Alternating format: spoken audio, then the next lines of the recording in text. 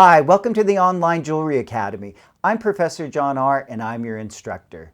In this video, I'm going to show you how to save money. Well, I'm going to show you how to make something that could potentially save you lots of money. It's a sweeps collection device.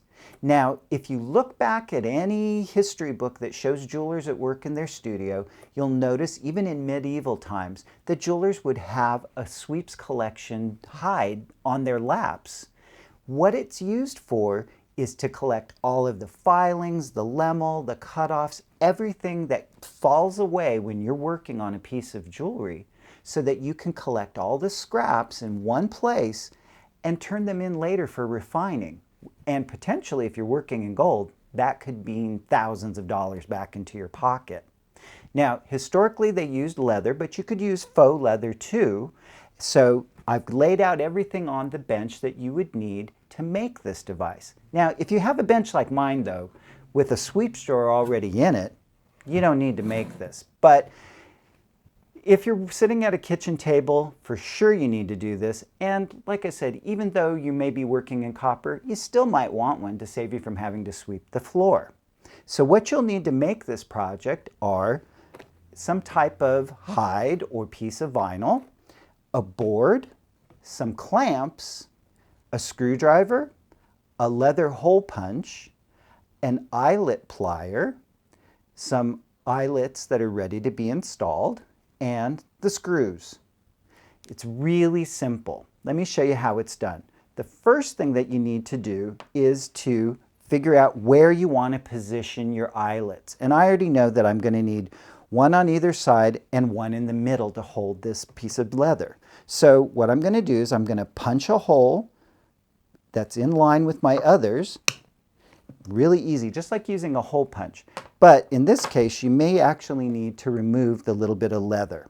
Next, just pick up one of the eyelet pieces that's unfinished, and what you're going to do is you're going to take the eyelet pliers that have two different ends on their jaws. One has a little nipple. This little nipple fits into the unfinished part of the eyelet while the other sits on top, and you just give it a squeeze. And that sets the eyelet in place. Now, to attach it to the board, what you want to do is just take your board and position it so that the material is in the center. And a little trick to getting the screw started is if you take the Phillips end of a screwdriver and just push through the eyelets and make a little dimple on the board, then you have a place for the screw to catch and start to work its way into the wood. Okay, so I'm going to pre-dimple the wood through all three, and now I just need to put in my screws. And I'll start in the center.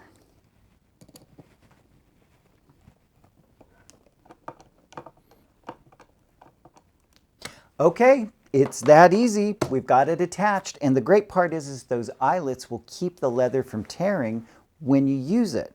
Now all I need to do is unfurl it and attach it underneath my bench pin.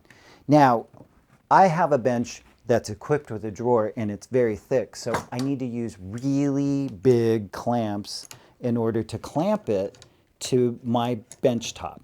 But if you're working at a kitchen table or a dining room table, you could probably get away with some smaller C-clamps.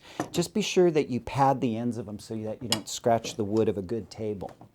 Okay, yeah, this looks a little bit like gold, but we're okay.